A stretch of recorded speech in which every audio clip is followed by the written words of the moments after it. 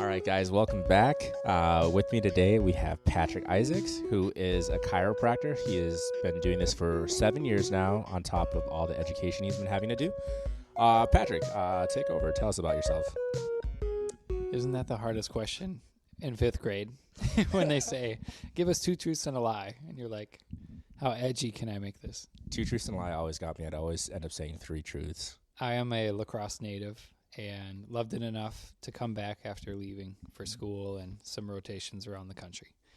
And I like spending time doing hands-on healthcare and mixing in some volunteering with crew, some discipleship, and raising little kids. And it's kind of a shock to be at age 32 because I just had my 3rd kid, and it's a different phase or different season.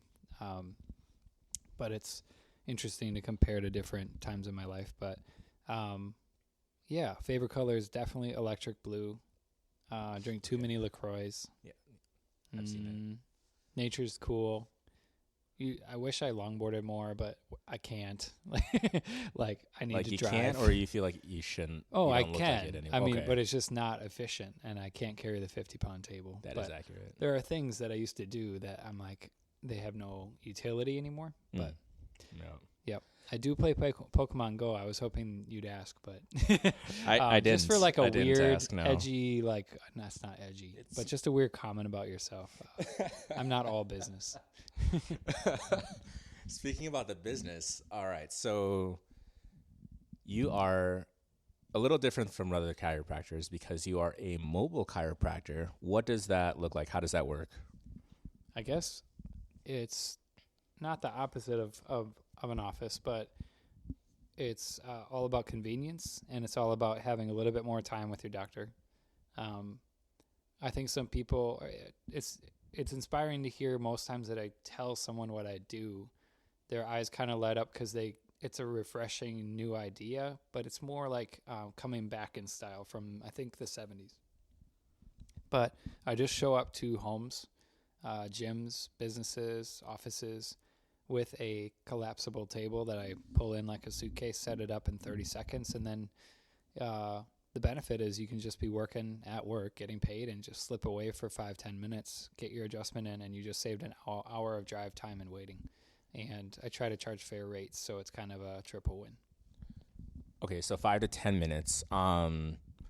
I wouldn't say I'm a chiropractic expert, but I've watched a lot of videos right on YouTube, the classic compilations of the back pops and such. But it always seems like it takes them way longer than that, like at least 15 to more. But you're saying that you can get a full adjustment done 5-10 minutes? That's kind of, if this is a podcast about going under the hood, it's kind of an interesting conversation, and this would be probably a good nugget. But now that I'm on my 8th or 9th year of adjusting someone and learning, I've seen thousands of x-rays. I've touched probably 2,000 or 3,000 people. Slowly start to see that a spine, or joints, person to person, 90% of what I'm checking is the same. Like, we have the same structures. There are things that should move a certain way. So, like, it's not a totally new situation every time. So you might need more context than that to hear what I'm going to say right now, but I can faithfully and scientifically adjust someone in 20 seconds if I need to. Or I can find what I'm looking for, misalignment, stress on the system, the big 3 maybe that I could find and remove with adjustments in 20 seconds. I think that socially people would be freaked out by that because they would think, oh, he didn't think long enough about it. Mm-hmm. I was talking to my wife about how, like, if I needed to, I could adjust 10 people, I don't know, in 15 minutes or something. Or I don't know a good metric. I could adjust someone in a minute and feel like I did a fantastic job. But my style isn't that. My style is to slow down, ask important questions. I think that is valuable. So it's not all the adjustment. It's like, what were you up to this week? Did you go on some runs? I'm asking a question about their goals so I can find out if they're reaching them or if something. Also just about stress. Let's say, checking on, did they have a really stressful week? Did they have any physical challenges? Did they have any, did they change anything big, like stop alcohol, add caffeine? Did they do anything big like that? And I think those check-ins are really fantastic to give me more on where I should look to help. So I do a fair bit of conversation that I think is just personal and natural, or it's just who I am. And also, though, after the adjustment is usually some checks on like making sure we don't miss any weird stuff. Like people kind of tend to forget if their ankle has been weird or their wrist was feeling numb. So I try to draw that out because I probably won't be back to their place for 2 weeks or 4. So I want to make sure that we don't like forget something. And another thing would definitely be like stretches, coaching, kind of a little bit more PT, but kind of coaching on should we be changing our squat form? Should we be adding in something? And so I just tend as a person, or I should say as a chiropractor, I tend to be more thorough than just the pops part of it. Gotcha. So it seems like there's a lot of both time beforehand and like science behind a lot of the stuff that you're doing. Could you talk to us a little bit about the process that it takes to becoming a chiropractor? Because you are, in fact, like a doctor, right? Every chiropractor has a doctorate. It does feel strange, that conversation, doctor or not, and I take a lot of he's not a real doctor jokes on the chin. I almost feel like someone doesn't like me until they start making fake doctor jokes. That's how I feel loved. I have not made one yet. Oh my God. Okay. Like I'm in this, fantasy football league from back to college days, and just one league, and we chat all year, and it keeps these friendships going. And not a real doctor is kind of the main joke, so it's not going to change. And I feel like that's their way of saying I love you now. But if I'm on a plane and someone says, "Is there a doctor on the plane?" I'm not going to raise my hand. That's you standing up right then, declaring. They mean, does anyone know CPR? I can fix that right now. I got you. Let's adjust that low back real quick, for someone who just fainted in the aisle. Yeah. So I would say though, like down to the details of it, I am a doctor, or you could say an expert of the nervous system. And so I'm going to keep it succinct, but you go to school for 4 years and get your bio degree, just like all the medical doctors, or you will say MD. And a PT would got that done at UWL 08 through 12. That was challenging. Some of those courses were very hard, and I hadn't really learned how to be a student from high school. What would you say were some of the hardest classes? Yeah, actually the chemistries, but a lot of people their joke is how rough OChem is, organic chem. Yeah. I had a blast with OChem. It was spatial. It was kind of like Legos. If this Lego structure runs into this one, what falls off? That's all it was. So you brought it back to the Legos. basics of your childhood days then. Okay.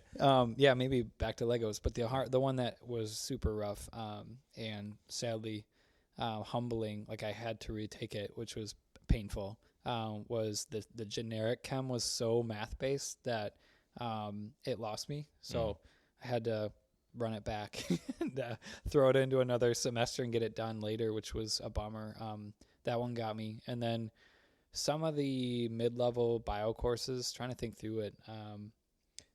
Actually bio was fine, because later on it became all about birds and plants, and it was actually funny, like interesting. Like I had to know 200 bird calls. So ornithology, got a B. We'll never forget. In ornithology. Yeah, 200 bird calls. Chiropractic degree. Here's your trivia for the day. When you hear that when you see a Budweiser commercial and they have that scary screech with a hawk, a bald eagle flying over. Not an eagle. That is not a bald eagle cry. A bald eagle cry sounds like a squeaky wheel at a grocery store. Not majestic whatsoever. Yeah. And that crazy cry is from a red-tailed hawk. That's right. They just went, let's bump that up a little bit for America.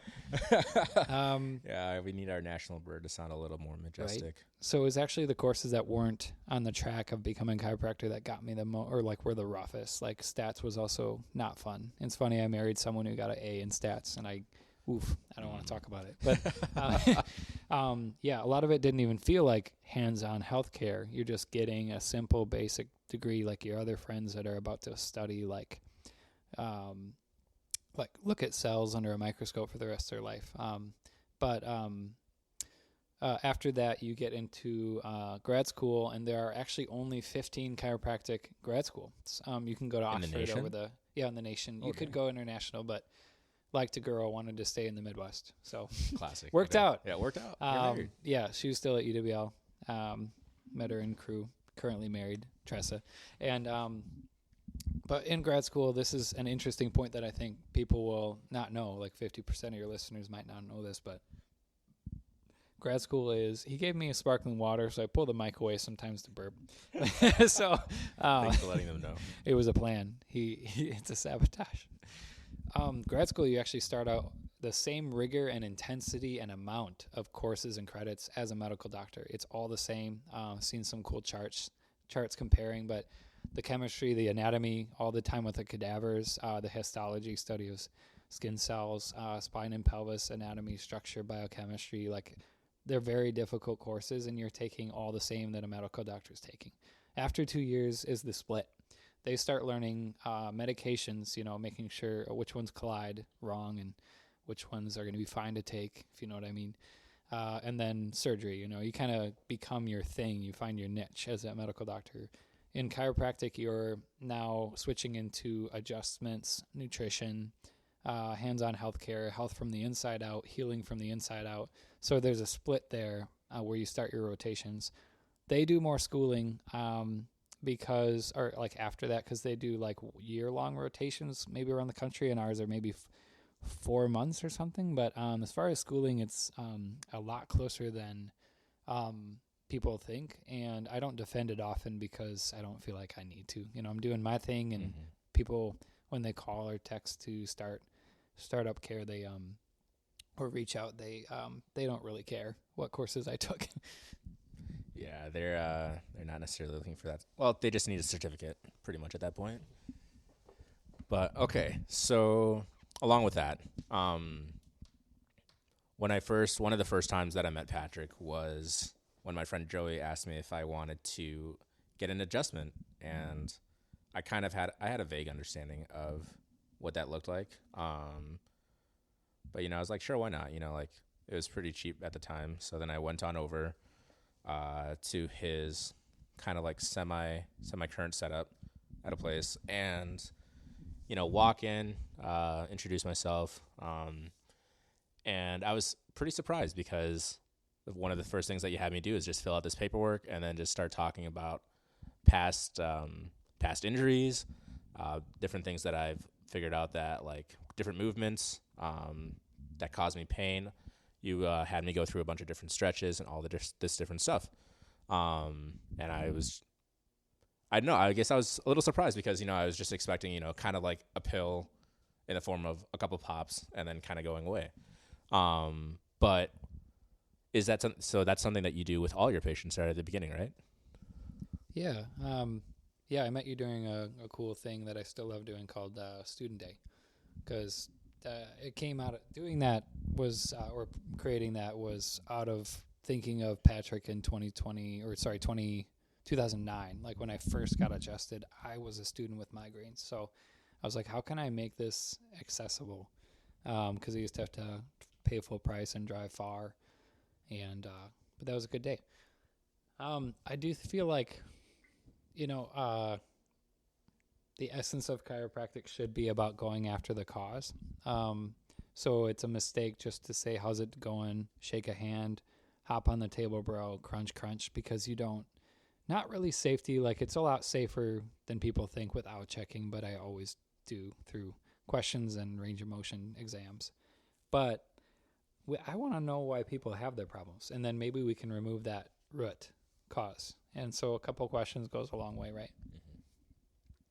Yeah, and then as a result of that, you're able to kind of tell a lot of the issues that they have, even not physically. Like if they're having, what I think one of my friends was talking about, like how you could tell that he had a lot of anger issues because of how his muscles were bunched up in specific spots. Can you walk us through Yeah. how you look into that kind of thing? Yeah, some chiropractors look for the emotional side of things. Obviously, it's complicated, right? Like emotions. but they're part of us. You can feel them if they're strong. Go ahead and get dumped and like tell me you don't like get sick the next week. Or a really good example is like let's just say my best example is finals. You take a ton of tests. You're stressed. Like you can't pretend you're not. These are all 30% of your grade. You got to kill it, and they're all on top of each other. There's this trend that has been seen pretty well, and it definitely happened to me. You're going. You don't have time to eat well. You're not working out. You're probably not in the Word. You take all these finals, you go home, and then you're so surprised that you're sick the next week because your like whole system was like fight or flight. It was like get through it, and you've stressed like the immune system in certain ways, like no sleep, bad food, and just chronic emotional stress through 2-3 weeks. You go home and your body's like, cool. Now that we're relaxed, I'm going to take care of the viruses that have come your way, and you quote get sick. So I'm just saying like, usually men stare at me funny when I say your emotional stress affects your body, like that's physically connected. Cue me putting my hands together like this. Interlocking the hands. Yeah, there you go. No, you can't see it, but he's interlocking his hands, yes. They're connected. They're married. You can't separate emotional stress from your physical body. And stress is kind of the story with chiropractic is how is your stress affecting your physical health, and how does it affect the spine and nervous system? Because that's where it lands. Your body has to put it somewhere. But when I tell women that, just a woman, a female patient, they usually don't look at me funny. They go, oh, don't get me started. Like whenever I have a stressful day at work, I feel it. I feel really bunched up between my shoulder blades. Whenever I have a really rough day at work, I get a headache. Like they're just more connected to their emotions than we might be, even though males have the same emotions. But I was just, it's part of it, right? And sometimes the answer isn't getting adjusted for like a problem. The answer is getting a new job. Like you hate your life. You hate your job. You're not working within your gifts. They're not paying you enough. You're burning out. The root cause of your problems is actually finding a new job, and where an adjustment is actually still used as a Band-Aid. Okay, so you're talking about finding the root cause, which actually, before we delve into that, quick random side question. Is this the advertisement part? Yeah, this is where I advertise for myself. Side question, though, when you're talking about between men and women and how their stress changes up, have you seen any difference between there being a lot more physical not ailments for men because we're oftentimes less likely to speak and vocalize about our emotions and more holding it in, not actually processing it, versus women who are actually able to hopefully process through a lot of this stuff first? That's a great question. I also didn't directly answer a question about like anger and finding that. I wanted to mention in Chicago, I was on the phone with someone who said they're doing deep case studies about like certain emotions and, not dealing with them and where do they show up in the body if we're getting really specific. So anger can really affect the upper neck. It's just a nervous system thing. It's just emotions. We know certain parts of the brain that are like connected to certain emotions or like part of that system, like the amygdala. And that might just affect, that might be the story there is the upper neck is so close to it. So if it's, really in overdrive, right? Yeah. It can throw things off, to be simple. Another thing, fear and insecurity. He said this is a guy who sees so many people, so it's easy to do a case study. Like every fear and insecurity person, he's like checking, is there a system? Is there not a system. Is there a pattern, just a pattern? And he's like, I always recognize that people who are dealing with a lot of fear and insecurity, he always checks the low back. I don't know if there's a mechanism he described, but it's one of those things where science is just observing and noticing and looking for patterns. And I always thought that was interesting, and it has lined up so far. And I haven't gone more deeply into it than that. But as far as you said, recognizing like if people have been like holding it in more, and I do feel like some backs I check are just fully bricks. Like there's clearly like no yoga, not in a good way, no yoga in their life, no kale in their life. But wait, isn't kale now bad for you? Yeah, kale's now bad. Okay, for you. Everything just goes back and forth. Okay, check next year. Okay. But right now I'm eat more liver than kale. It's better, higher in vitamin A. But so yeah, you can just, it is kind of the amount of people that I check that don't have too much wrong with them is becoming so much rarer. Like, it's rare to to address someone and be like, I think you don't need to keep going. Like, where more normally I'm like, man, I can tell that some of this stuff, the amount of restriction, the amount of stress balled up that I can feel with my hands has been there a long time, you know, where I feel like I'm working on things from 10 years ago or birth. I don't know. But like, I'll meet someone who really, really takes care of themselves. And it's kind of cool, but like, they're not that messed up. Like I adjust them and I see them the next time and I'm like, wow, like they held everything I did. And like, maybe their nutrition's really solid and they, I think like their spiritual walk is really healthy. I don't know. Like they're just kind of like taking care of themselves and I can feel it, just in the muscles in the spine. You know, I have to ask now, where do I rank in that? I have to ask it. Oh, I need a second. Yeah. All right. You're on the clock. Yeah, you're up there in the healthy people. Yeah, I'm putting you up there. Let's put Jake in the healthy tier. I mean, he talks to God. That's got to help.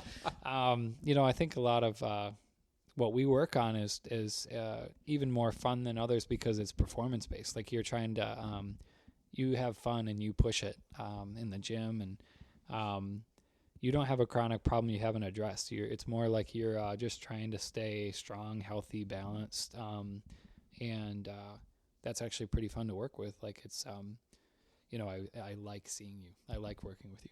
But you know, a lot of his problems come from experimenting with different deadlifting forms. That was one time. That was one time. That was like 3 times. That was 8 years ago. Anyways. People don't forget. Yeah. Chiropractor doesn't forget. All right. Yes. So, I'm going to go back to the thing that I promised we'd go back to, and that was your concept of finding the root of the problem. For the listeners here, one of the things that I love about Patrick, and I think is a universal love for Patrick, is that he cares about finding the root of the problem. Not just, you know, seeing you as a patient that he wants to keep on coming, but wanting to actually fix the problem, whether that's physically, whether that's, you know, finding a new job, figuring out what's happening that's causing your body damage, and hopefully alleviating that, or at least giving you the information. It's a different experience to meet a therapist or a chiropractor. I meant like mental health therapist, and they're asking you about like your life. Like they're not asking. Yeah, it is different, isn't it? To be like to be that. I think some people are thrown off at how maybe their first day is a little bit more self-introspective than they thought. Like because most of our healthcare in this country is based on just taking care of the symptoms. Like we're not going after the cause. We're going after whatever it affected. Most people just take a pill for a problem. That makes me have a couple questions for later. But before we delve into that, with finding the root of the problem, 2 questions with that. Is that something that you learned at school? Is that something that you developed along the way? And 2, would you say that's the norm for most chiropractors, or is it kind of a, or does that make you stand out? It does actually. I'll go with option B. I do feel like it's more Patrick. It's more like before I was a chiropractor, was unsatisfied with dealing with the smoke of a fire when I just noticed, why not put water on the coals, you know, kind of thing. So I think that's more of a who I am thing than all chiropractors. Because I think that's one big reason that people, or I don't know if you know the stat, but 90% of the country, so that's about 300 million people, have not seen a chiropractor or don't have one, or it's not a regular thing, you know. So one big thing, I think, keeping 90% of the country away from it is you don't know what you're going to get. You just don't. It's too variable. Yeah. PTs would say that. Even chiros would admit it, and it's a problem. Like I don't know if it's a fixable problem, but the variability between doctors is very, what is that chiropractor going for? What is he in practice for? What's his purpose? What is he looking for? How is he fixing it? Is too variable. So you kind of have to only go on what if your aunt or aunt loves their chiropractor, that's probably who you're going to go see. Because even going on websites, they're all so default. They're also what do you call the kind of images, stock photos? Yeah, they're all the same. All cookie cutter. Yeah, cookie cutter. You don't know what you're getting until you're there. So I think it's more of a me thing of, I remember it's kind of part of my testimony. I used to be a migraine sufferer all the time, every Monday, guaranteed. So about 52 a year, guaranteed. And I was taking Motrin, which is kind of a children's / teenage. They might have an adult Motrin, but it's just kind of a liquid, maybe kind of anti-headache drug, and it just wasn't helping. And I started to think harder. I don't know if this will make logical sense saying it like this, but I knew somewhere in a brain cell, one or two of them, I don't have headaches because I forgot to take Motrin. Meaning, that can't be the cause. I don't think I was born with a need for Motrin, which was like made in a lab.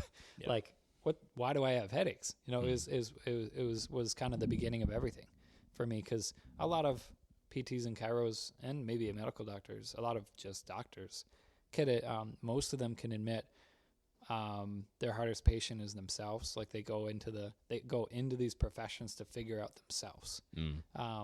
Or the bigger one and it's connected is somebody like a chiropractor help them and set them free of something and help them understand a health problem.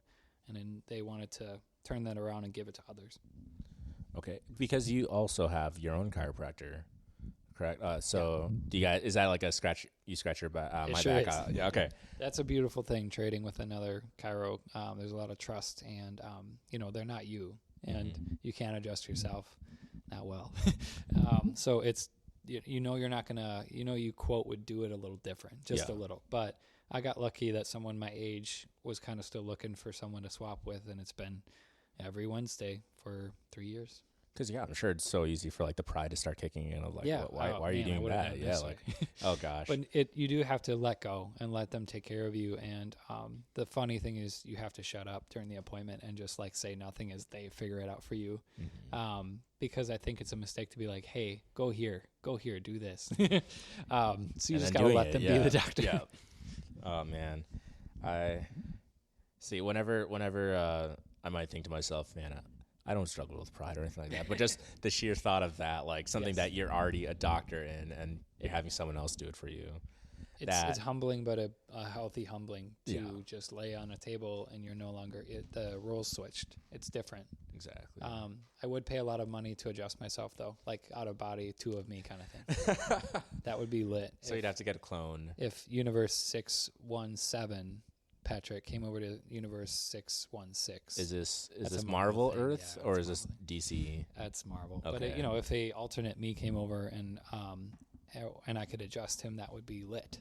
Because I'd be like, I don't know what my tissue back there is like. I don't know what my joints are like. I wonder. I would be like, oh, he's like these four CrossFitters I've seen. He's like that, or maybe he's not. Maybe he's more like kind of an average Joe. Like So. Well, I have no idea what my spine feels like, and it would be lit. Okay. All right. Well, I don't have any good way to transition over to this next question, so we're just gonna shoot for it. And that's the question of like, all right, so you are outside of the hospital scene, you're outside of the needing to have direct access, True. Which is, for those of you who don't know, is where you, like mostly physical therapists, need to have a doctor's prescription for their patient to be able to come and visit them for any problems. And so you're not located in a hospital, you're not working for a hospital, you're working for yourself. Right. What does that look like in terms of accountability? A couple of things here. So what does it look like in terms of accountability? What does that look for with, are there pros and cons to not having like that safety net of being with a hospital?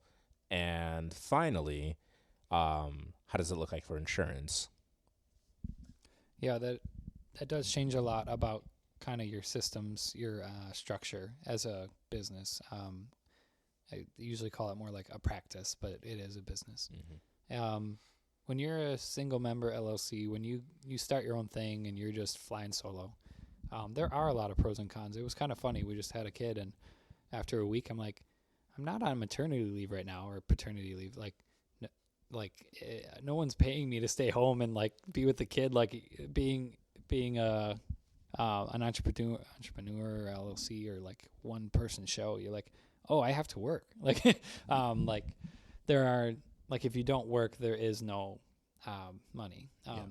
And I did create Victory to do what I'm called to do. Like I feel called by God to do this. Which Victory Chiropractic is the name of your LLC then? That's the idea. Yep. Yeah. Yeah.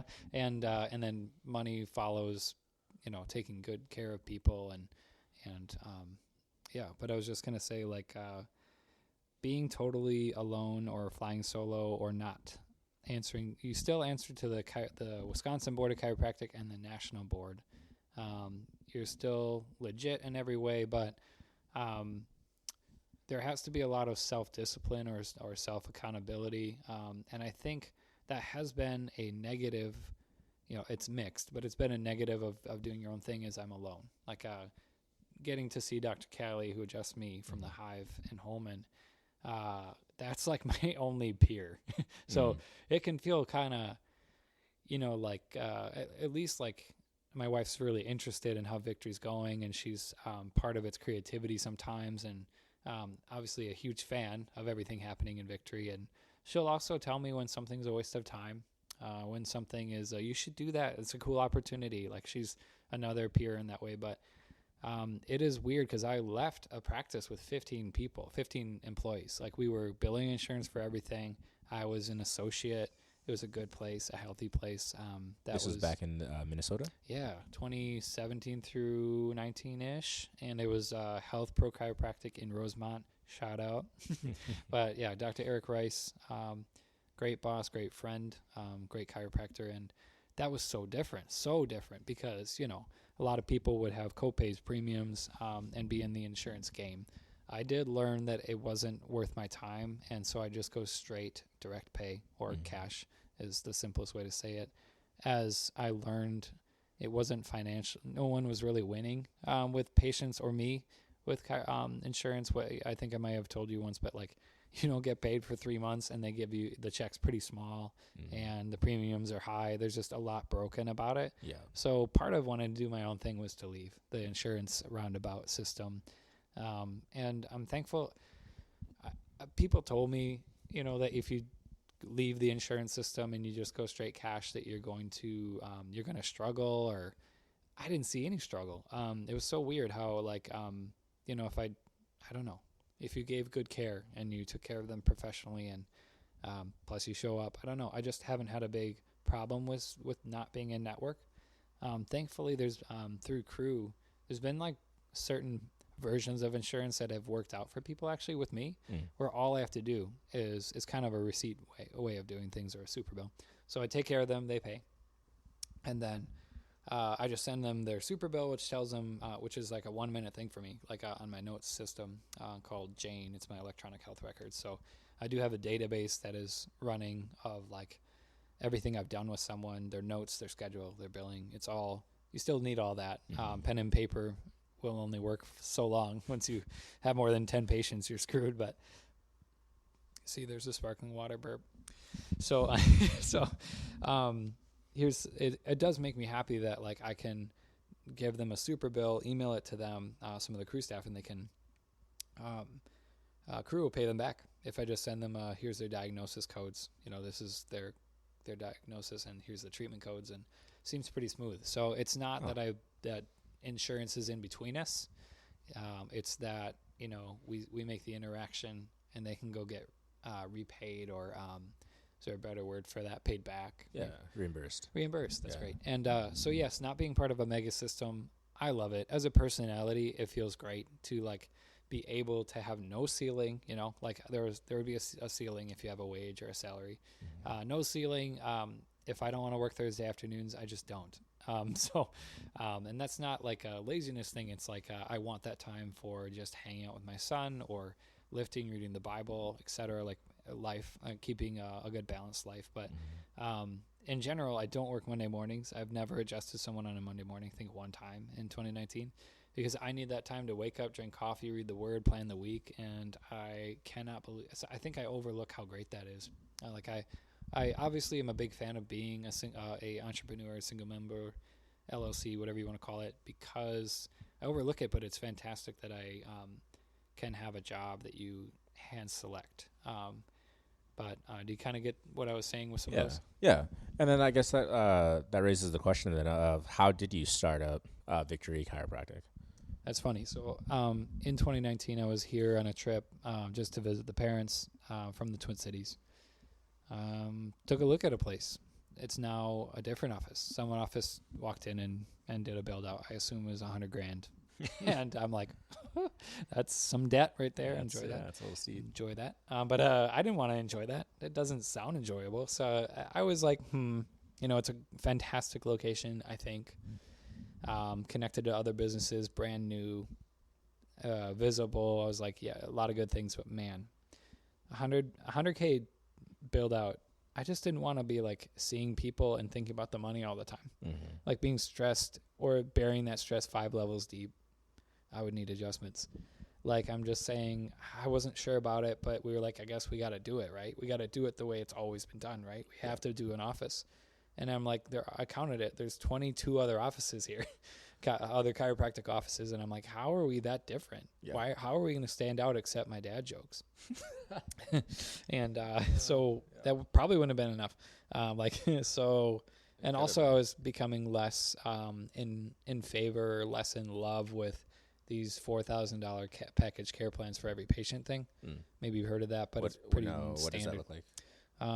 Well, there's a chunk of chiropractors, and I don't think it's in to give people this if they need it. You look in an X-ray and it's trash.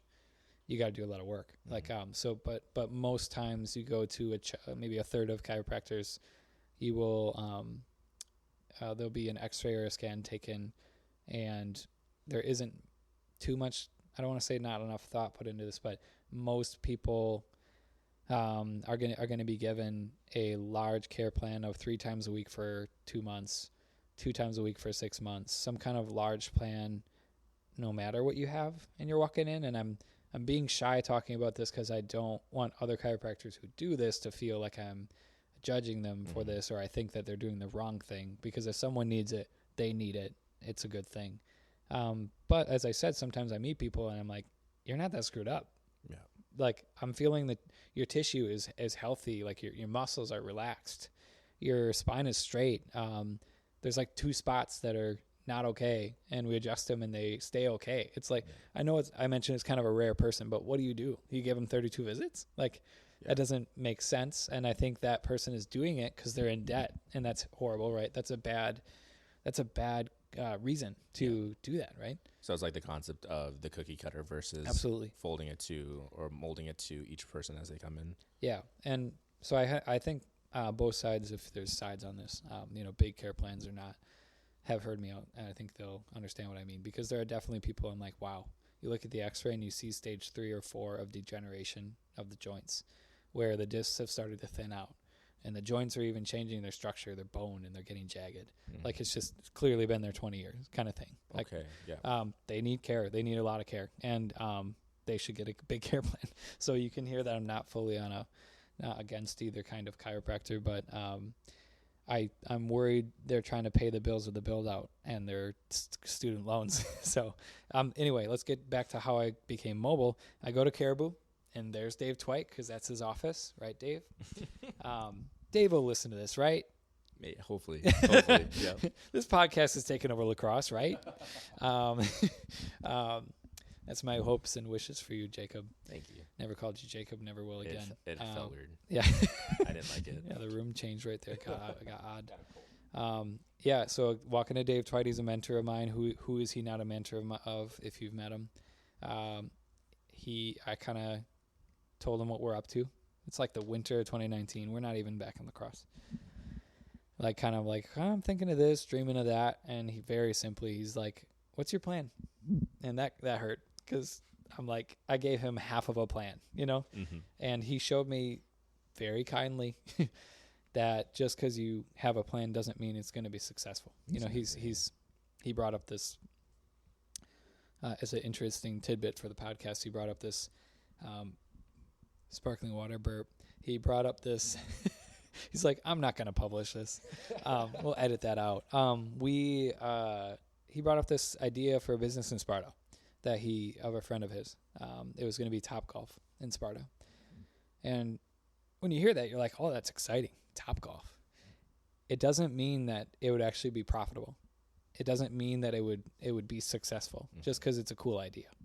And that is part of capitalism in both positive and negative. Like some things die because they're not needed and there isn't enough patient base for it. Mobile chiropractic, if there were 10 of us, we'd still be busy. I think there's so much need for it here, and I just think I'm hidden. Like I don't have billboards up or there's no big victory sign anywhere, you know, so. Which despite that, you've still been growing pretty exponentially. Exactly. And all that growth is through patients saying, you should work with my aunt. You know, friends saying, honestly, you should probably check out my roommates. Like it comes through trust and referral. That's it. It's internal referral. Which is what I think all doctors doing their own thing want. They want an internal referral practice of people that get well and tell their friends. Like that is kind of how you build a church too. But just as a parallel there, not a. But I was going to say, so he showed me I didn't have a plan. And I had actually been dreaming about mobile 5 years before out in Colorado.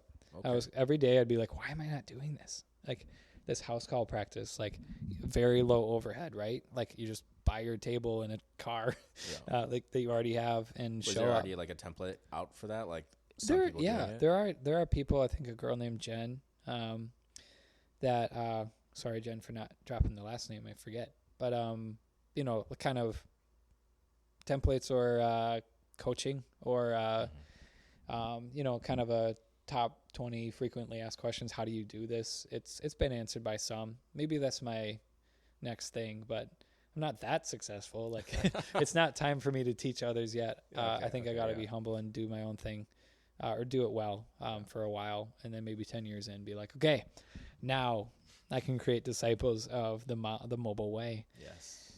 For now, I'm like just staying low to the ground. But I was gonna say, so not yet doing a class on it.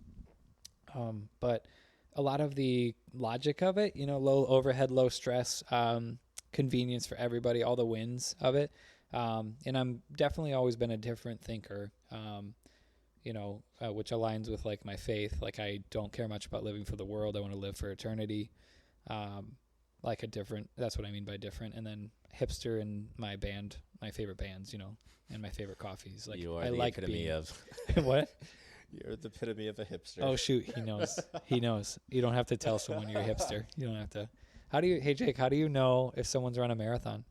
I don't. Don't worry, answer. They'll tell you. How do you know if someone's in CrossFit? Oh man. Oh, don't worry. They'll tell you. They'll tell you. They'll tell you. Yeah, hipsters tell you they're a hipster. Okay. But it's not like V-neck, curly mustache hipster, because you know that hipster changes. It does. Nothing. I got 2 friends with curly mustaches. They look perfect on their faces, but not on mine. I see. Yeah, I see. I'm not that kind of hipster. Not yet. 10 years in. It'll be there. Man. So mobile. Yes. Jake's like, have you gotten to the point? You know, anyone who knows me is like, get to the point, bro. Some days. But mobile happened. I was definitely like, why not? Like, this is my hometown. This is my college town.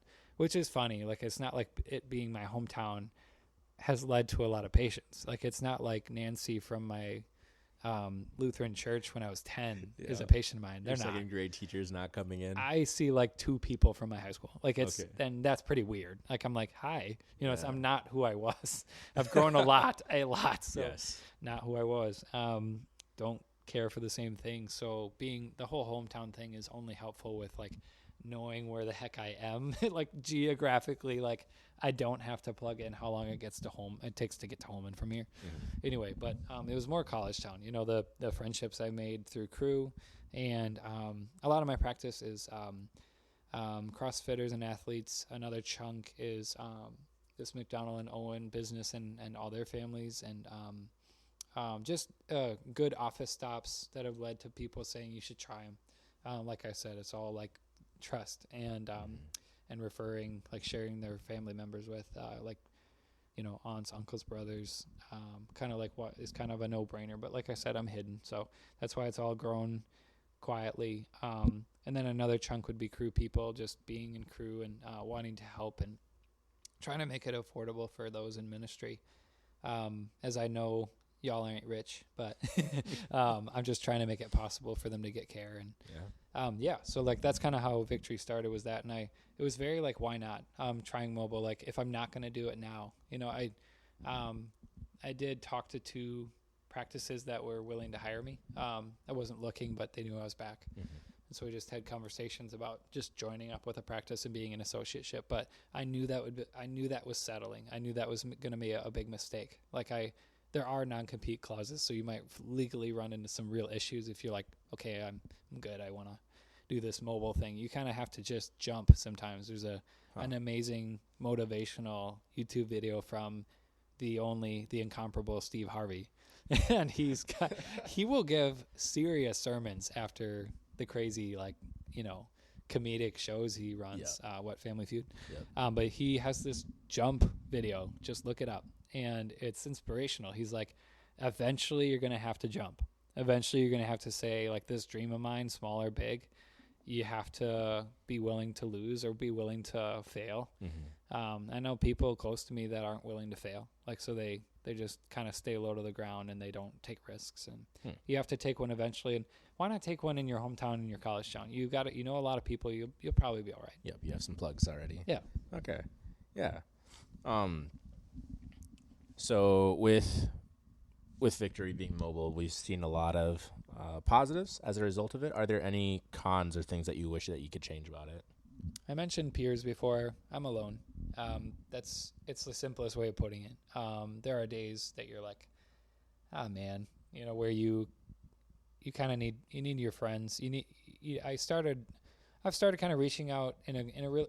One fantastic thing was this house call mobile group. There's 3,000 people in it, maybe more now. Okay. So a lot of house call people have found this Facebook group, and man, it's good to see that, like, you're not one. You're one of 3,000 mobile chiropractors. So there's 40,000-ish chiropractors. And it looks like 3,000 I think 1,000 are mobile. 2 of the 3,000 are thinking about it and curious. I see. Okay. Right? Okay. But that's one way I felt less alone, but it is a thing. Like I miss having a PT, a massage therapist, staff, people to help you with your notes billing. Basically organization while you're with people. Thankfully, I've added Kelly, who's my assistant with scheduling, and it's been very great to have one more person. And then Naomi helps me a lot too, shadowing and documentation and thinking up ideas. But I have had a lot of fun creating shirts and stickers, and it's stuff that, quote, doesn't matter. But like, I think branding does matter, obviously. So I have a lot of fun with that. And but I guess cons, I should say, this sounds complaining, but you asked about cons. Yeah. It's hard sometimes physically.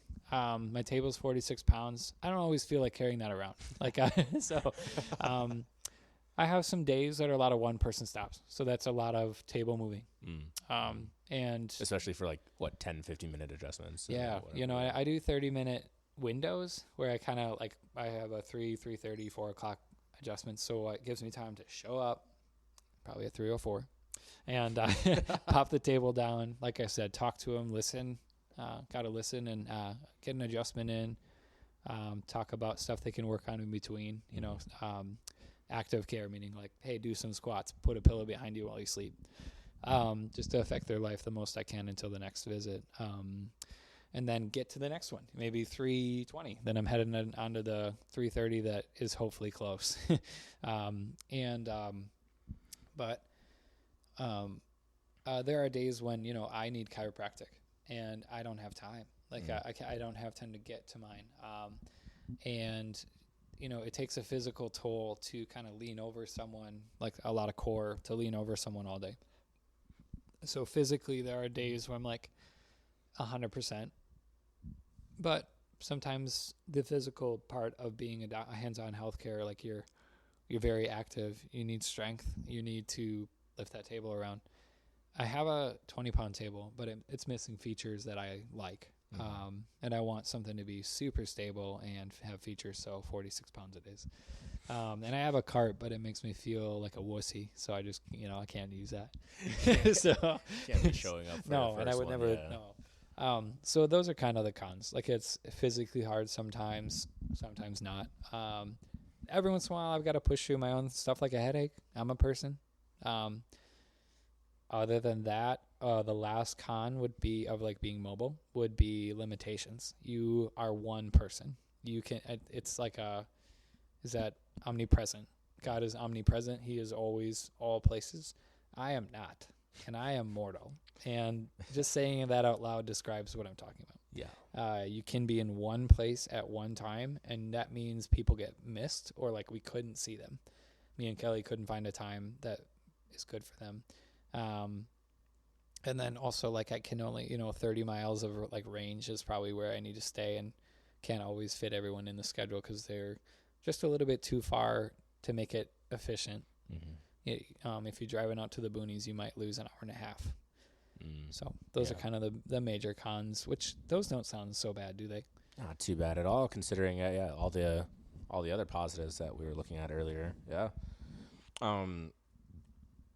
Quick turn here, but you mentioned marketing and advertisement earlier, and I want to talk about a quick phenomenon that will happen every once in a while, and that's when I'll be wearing my nice army green Victory Chiropractor shirt. LOL. Which, it's a great emblem. Love it.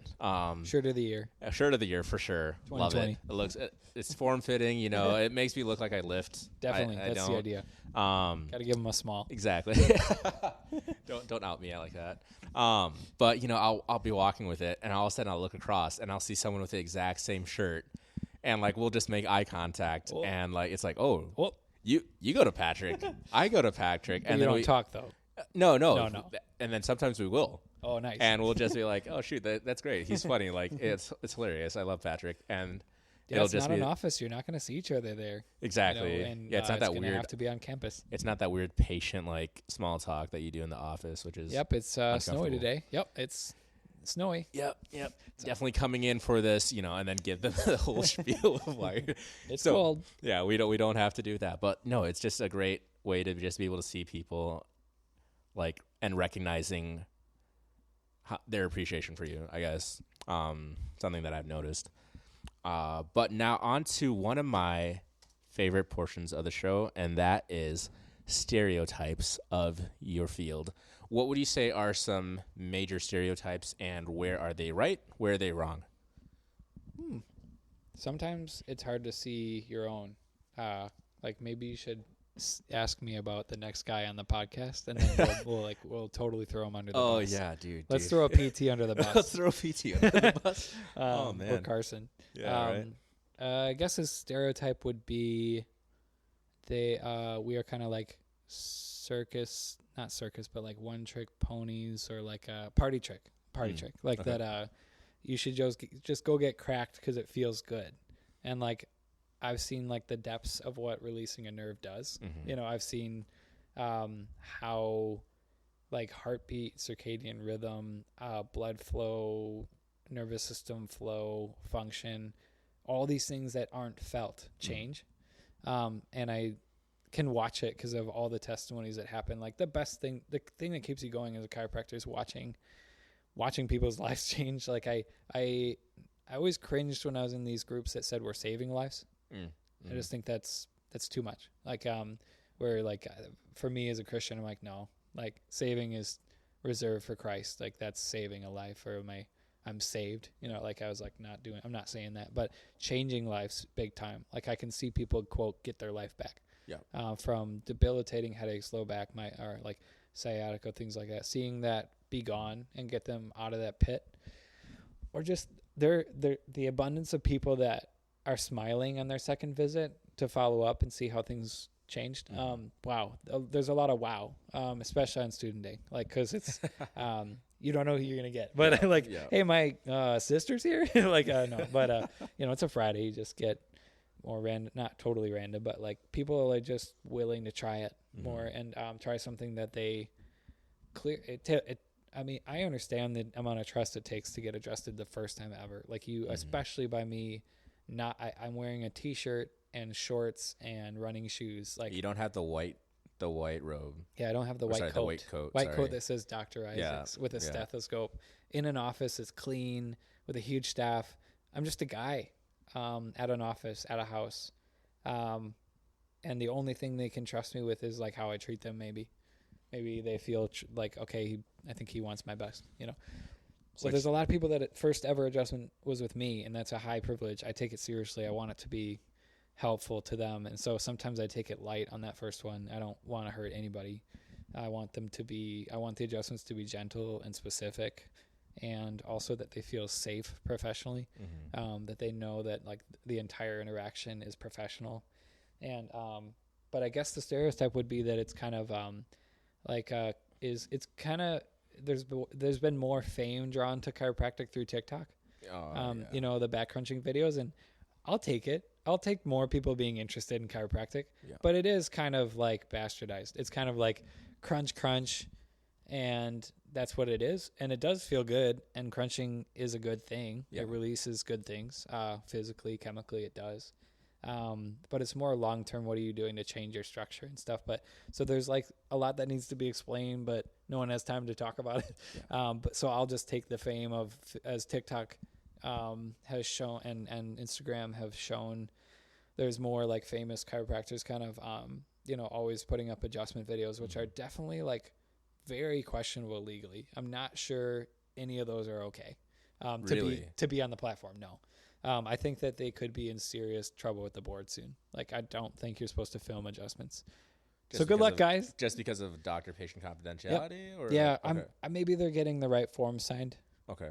But I'm not sure there won't be like a witch hunt for all of them, all those chiropractors with big followings and crack videos. But yeah, I guess I'm just saying like chiropractic is bigger than a crack, especially a one-time crack. And I think people who get cracked one time are missing out on 80% of the benefits from following up and continuing in some kind of frequency. And, like you do monthly, and I really think that that's perfect for you. Most of my practice needs every 2 weeks, and that's more perfect for them. But my random people that I see, I don't get mad at them. Like, come on, where you been? Yeah. Which is funny because I visit them. Like, what do you mean, where you been? I've been at my house. But why haven't I been here earlier? Why haven't I been here? I don't get mad at the people who are random but I know that they're missing out. I don't think they're as happy as the people who are frequent. Because for whatever reason they wait till things are hitting the fan, and then they're in a chronic problem, and they're not as happy. But do you want to give me a stereotype? Not a stereotype, but here is a myth that circulates a lot, and that is, cracking your knuckles is bad. Is that true or false? Grandma is wrong. Wait, what was Grandma saying? That cracking your knuckles is bad. Okay, yeah, that is what my grandpa said, but okay. I think it's just that I actually think I crack my knuckles probably 7 to 10 times a day without thinking.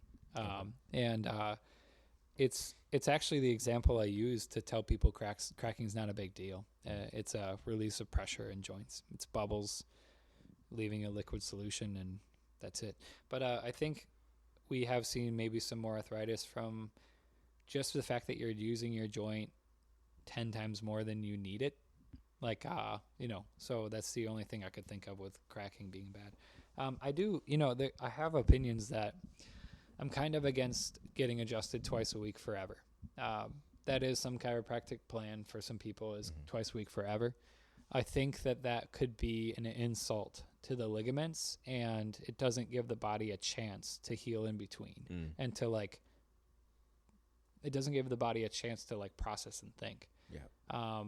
So I would hope that those, like, in my practice, if I did twice a week, I would want that to be temporary and then get out to weekly or every other. And then that would there's actually a lot of magic that happens between the adjustments. It's actually the bigger deal. But there can be you can get adjusted too much. Yeah, because you're shifting the bone, Yeah. and the muscles need to actually restructure properly around Yeah, that. and form muscle and ligament structure on where it should be, kind of thing.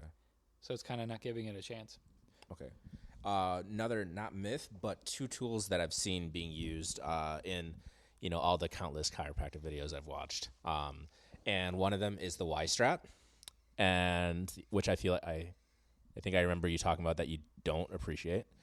The other one is like that hammer and the chisel for like some of those huge like power lifters. How come all the hammer and the chisel videos they look like they're from India and they've been like shared 40 times over? Like they're really blurry. Some of them, but I feel like there's a lot from within the U.S. too. Fresher ones of just on like giant people. Yeah, just the absolute monster power lifter dudes. It's kind of funny. I don't think I judge that chisel as hard as most people do, because I'm like, it is pretty darn rare. I've never met anybody ever who practices that technique at school. I would be super interested to watch it, but I don't know how you're not fracturing some transverse processes, a part of the joint that's like an ear to the joint, if the joint kind of looks like a moose. Okay. Some people know what I'm talking about. Others are like, what is he talking about? Yeah. It looks like a can, and in front it looks like a moose. Okay. And the ear of the joint, the transverse process, woo!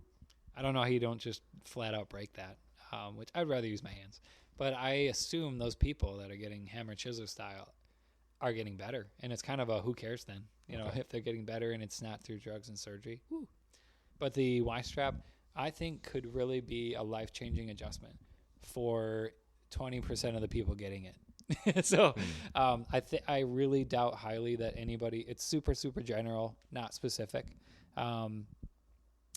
I think chiropractic, and I don't have to say I think, chiropractic is extremely safe. But if you're gonna take a step into questionably safe, you would do the Y-strap adjustment.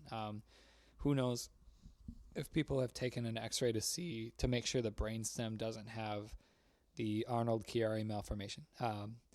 Doctor people know what I'm talking about, but like you don't know that you're being safe unless you've seen an X-ray, and maybe they have. Then they go okay, but it's super. I don't know unless you bonked your head by which is kind of actually common actually. You lean down to grab a book and you come back up and you bonk your head on the top of a bookcase. Mm-hmm. You might have shoved your head down a little bit into your spine, maybe. Okay. That'd be great. Let's do the Y-strap. But I assume it's done for a show and for just to get views. You know what I mean? And so that's why I'm quietly against it and won't do it and don't own one, because I don't want to add any like small amount of risk of like, I don't really know a specific risk, but you might be hurting some of the neck ligaments. And my main thing is I think that people aren't checking, does this patient need it? Or can we just make them happy by cracking all the joints? And the final myth that I just thought of, again, was that a human being can snap someone's neck with their bare hands. I think I asked you about this before, and I was disappointed by the answer. Yeah, I don't think a human being. Well, I know for sure a human being doesn't have the strength to harm someone's neck like that. I think that's like enough science to put away all myths about bad events happening from an adjustment. It seems like with bad events happening after an adjustment, the 1 or 2 that happen a year, with 400 million adjustments given in a year, the 1 or 2 events, it looks like it's just a coincidence, basically. Not enough data to be like to find anything close to correlation, but it's still good to like hear why not, right? Yeah. Like instead of getting like, I kind of met a couple chiropractors who get like mad if you bring up, could I get a stroke from an adjustment? You shouldn't get mad with someone. You should just reason with them and help dispel that fear, because there's no connection. But it was explained to me kind of like, if you are going to get struck by lightning at 4:13 p.m. and you also bought ice cream at 1, I don't think a lot of people would say it's because he bought ice cream at 1. Like, so it's more you're going to have a stroke, and it's your day to get adjusted. You know what I mean?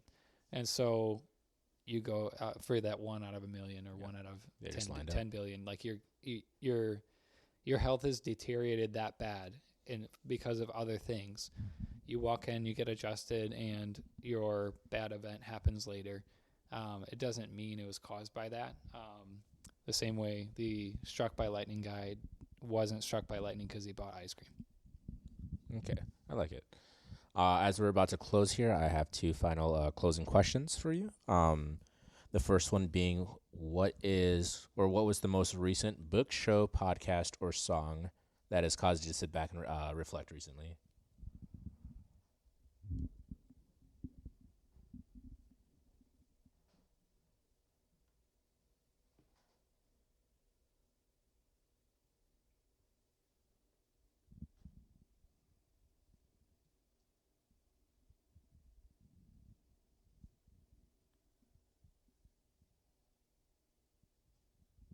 Well, I wanted to say something pithy and full of wisdom, some nugget. But me and podcasts haven't been hanging out a lot lately because I need longer drives. Otherwise, you don't want to listen to a podcast for 4 minutes. You don't. You're like, it hurts. Why is he talking about cheeseburgers? I swear this is a podcast about growing old well or like aging gracefully. But why is he talking about cheese? You're just lost. You need like time, right? And I don't fly a lot. The longest drive I have is 30 or 40 minutes once or twice a month. Anyway, so like that's my podcast time. But the true answer is just very simple, lighthearted, and I've been building furniture in my garage for fun. And I've had this new playlist I've made that's full of like 90s grunge rock / like kind of like fun hits from like, I don't know. It's just like takes me back to like Third Eye Blind and OAR and a bunch of like Colorado concerts. And that's been kind of like my thing is just summer jams, bro. Like just listening to summer music has given me, it's just been lighthearted and fun.